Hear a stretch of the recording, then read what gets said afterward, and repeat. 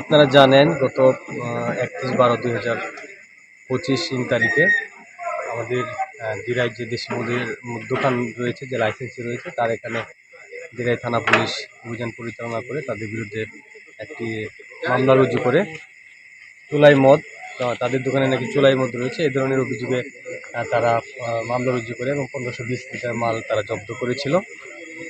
আজ বিজ্ঞ আদালত সেই মাল সেই দিরাইয়ের লাইসেন্সির কাছে বুঝিয়ে দেওয়ার জন্য সেটি আয়োগে নির্দেশ প্রদান করেছে। আইও আমরা নারকোটিক্স ডিপার্টমেন্ট, মাদকদ্রব্য নিয়ন্ত্রণ অধিদপ্তর, যেহেতু আমরা এই দোকানটা পরিচালনা করি, এই লাইসেন্সিটা আমরা পরিচালনা করি, মদের দোকানটা দেশি মদের দোকান, সেই অনুসারে আমাদের কাছে সে আবেদন করেছে এই মদের গুণগত মান ঠিক আছে কিনা বা রাসায়নিক পরীক্ষায় এটা কি ফলাফল আসে, খাওয়ার উপযোগী হবে কিনা, সেটা উনি আমাদের কাছে আমাদের উপপরিচালক মহোদয়ের কাছে আবেদন করিলে উপপরিচালক মহোদয় আমি সাব ইন্সপেক্টর আমাকে পাঠায়, আমি সেই খরচাগুলোর দায়িত্ব পালন করছি। আর এই ধারাবাহিকতায় আমি আসছি এটা স্যাম্পল নিয়ে যেতে। প্রত্যেক বোতলে আমরা মার্কারিং করে আমরা এখান থেকে স্যাম্পল নিচ্ছি, আপনাদের সম্মুখে আপনারা দেখছেন, ঠিক আছে। এটা চলে যাবে প্রত্যেক ড্রাম থেকে একটা করে নেব। যেমন বড় ড্রাম আছে 5টা থেকে যেমন মার্কিং করেছি এটা থেকে 1 নম্বর বোতলে মার্কিং করেছি। বোতলটা কোথায়? এই যে ধরেন যে 1, ঠিক আছে, যে 1, আর এখানে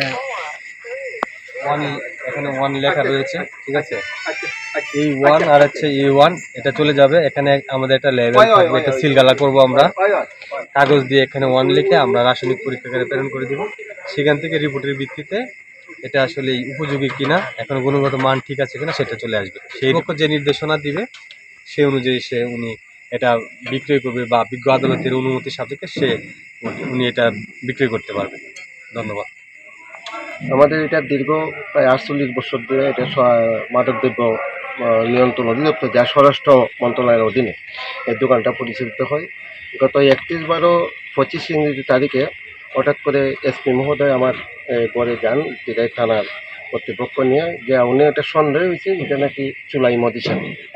তখন উনি মাদকদ্রব্য নিয়ন্ত্রণ আমাদের উপপরিচালক সহ যারা ঋণ দিচ্ছেন তারা এটা বলছে এটা বৈধ মাল, কিন্তু তারা এটা না শুনে সেদিনই আমাদের দোকানে 1520 লিটার, যেটা আজকে এখানে আমি কোর্ট থেকে একটা অর্ডার পেয়েছি, এই মালগুলো উনি জব্দ করেন এবং আমাদের 2 জন রেজিস্টার্ড বিক্রেতা, যেটা মাদকদ্রব্য নিয়ন্ত্রণ কর্তৃপক্ষ দেয়, এবং আমাদের লাইসেন্স যেটা আমরা 3 জন অংশীদার, তাদের নামে তারা মামলা রুজু করে।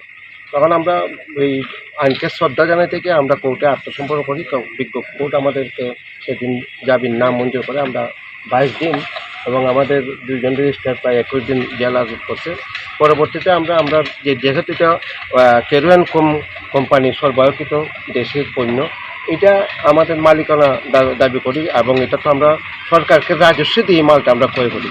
তো আমরা মালিকানা দাবি করে নিম্ন চিফ জুডিশিয়াল ম্যাজিস্ট্রেটে আমি আবেদন করলে উনি না মঞ্জুর করার পরে আমি জেলা এবং দায়রা জজে আমি এটা আবার রিভিশন পিটিশন দাখিল করি আমার মালিকানা দাবি করে। জেলা এবং দায়রা জজ গত